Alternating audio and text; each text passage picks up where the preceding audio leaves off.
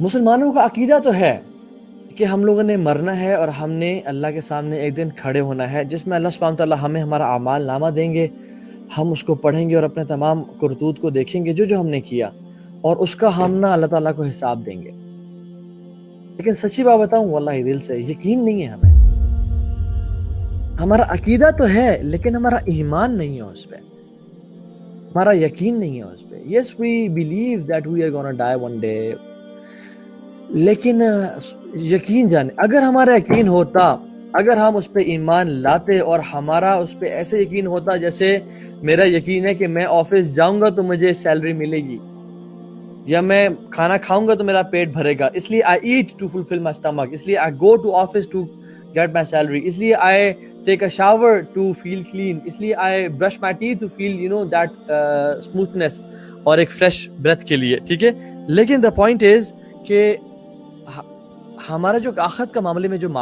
مسئلہ ہے نا، وہ یہ ہے کہ ہمیں یقین نہیں ہے اس کا۔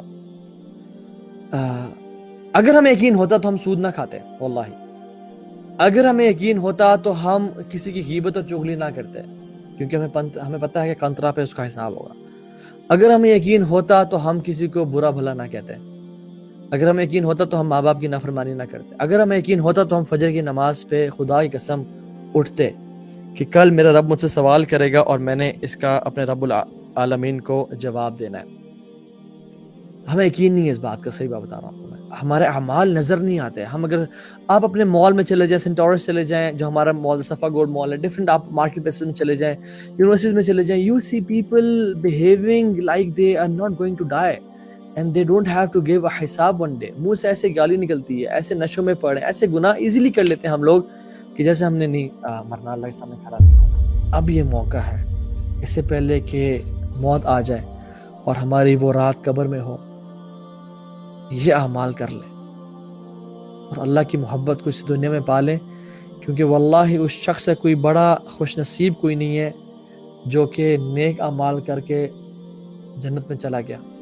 اور اس شخص سے بڑا لوزر اور بدترین شخص کوئی نہیں ہے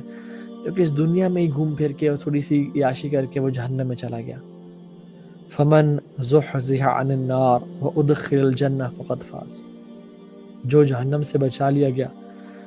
اور جنت میں داخل کر دیا گیا، فقد فاز، یہ کامیاب انسان ہے۔